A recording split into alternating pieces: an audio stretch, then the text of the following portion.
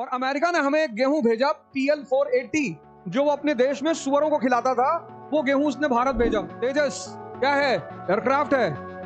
दुनिया के कई सारे देशों ने इसकी हमसे मांग की है, तो हमें पता चल जाएगा कि अमेरिका के पास सबसे ज्यादा पैसा क्यों है। अब अमेरिका क्या कर रहा है? हमसे 20 रुपए किलो मक्का खरीद रहा है और हमसे मक्का खरीद के वो बना रहा है केलॉग्स, और 100 ग्राम केलॉग्स उसने हमें दिया 180 रुपए। क्योंकि देश की अगर अर्थव्यवस्था नहीं समझोगे तो तुम्हें पता नहीं चलेगा कि 1947 में जब हम पैदा हुए, देश पैदा हुआ, तो 1947 में जिस देश के पास खाने को नहीं था,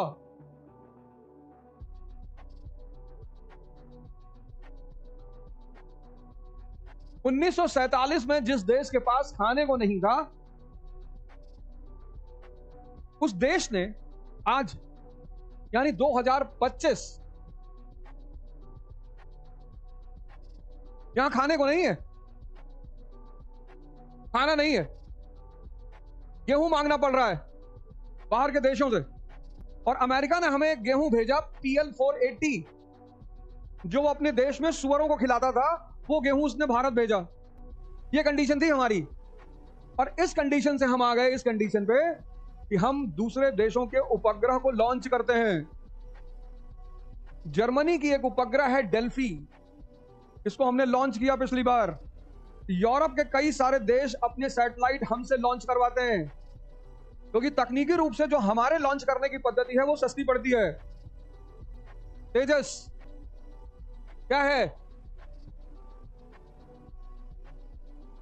एयरक्राफ्ट है। दुनिया के कई सारे देशों ने इसकी हमसे मांग की है। ये डेवलपमेंट नहीं है। तो बस अगर इकोनॉमी नहीं समझोगे तो इस डेवलपमेंट ग्राफ को कभी नहीं समझोगे। लेकिन अभी भी हम इस स्थिति में नहीं पहुंचे हैं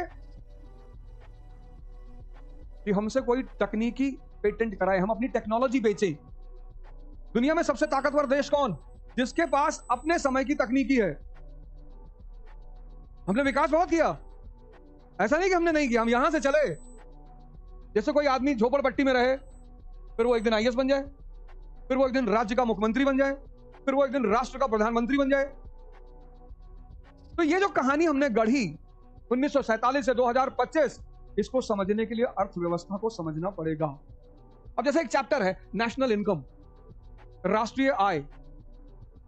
अब हमारी इंडिया की राष्ट्रीय आय, फिर US की राष्ट्रीय आय, फिर चाइना की राष्ट्रीय आय, फिर जापान की राष्ट्रीय आय,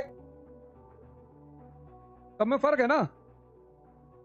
और अगर हम सबकी राष्ट्रीय आय का चार्ट बना ले तो हमें पता चल जाएगा कि अमेरिका के पास सबसे ज्यादा पैसा क्यों आता है, चीन के पास सबसे ज्यादा पैसा क्यों आता है।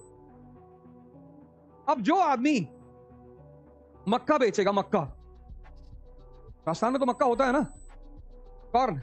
अब जो आदमी मक्का बेचेगा तो मक्का तो बिकेगा 5 रुपए किलो, है ना। भाई एक मक्का जो मिलता है, एक डंडी, वो कितनी? 10 रुपए की। उसमें मान लो 250 ग्राम निकला, एक मक्का में 250 ग्राम निकला, तो 4 मक्का में 1 किलो निकला, यानी 40 रुपए का 1 किलो। लेकिन थोक मंडी में खरीदने जाओगे तो 20 का हो जाएगा। किसान को कहां 40 रुपए मिलता है?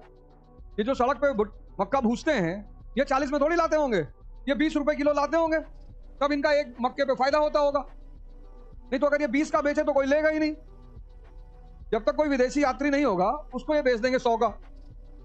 Indian very tasty, energy also. और बोलेगा खिलाओ यार, एनर्जी आ रही तो खिलाओ भी।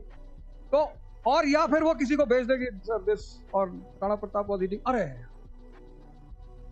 सर हम उस खेत से लाए हैं जहां राणा प्रताप 20 खेत से खाते, तब तो वो 500 में खरीद लेगा। हो सकता है खाए ना, रख भी ले, अपने देश ले जाए कि ये राणा प्रताप। ऐसी चीजें तो लोग खरीदते हैं। लेकिन आमतौर पर वो मक्का वो 20 रुपए किलो का मिलेगा। अब 20 रुपए किलो का हम मक्का बेच रहे हैं, कॉर्न। हमसे कौन खरीद रहा है? United states of America.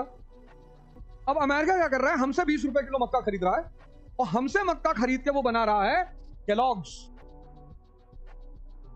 Cornflakes.